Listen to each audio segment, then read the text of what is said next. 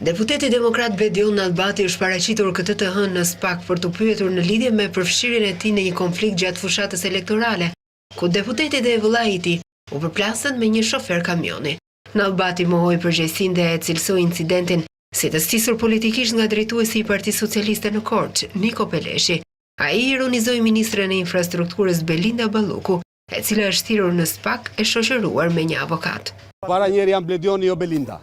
Belinda do vi mbas me.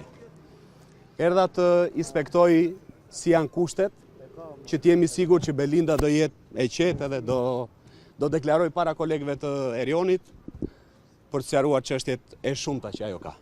Përsa i përket çështjes time, isha për të sqaruar situatën e këtij konfliktit banal dhe të stisur nga Niko dhe çerrat e vet në fushat me cënimin e imazhit tim edhe cënimin e procesit zgjedhor. Vëllai i deputetit Nallbati, i cili kishte goditur shoferin e kamionit, u arrestua fillimisht, por më pas ndaj tij u caktua masa detyrim paraqitje. Për deputetin nuk u mor asnjë mas. Në atë kohë deputeti demokrat tha se ngjarja u përdor nga mazhoranca me qëllim për të shmangur përgjegjësinë për keqqeverisjen.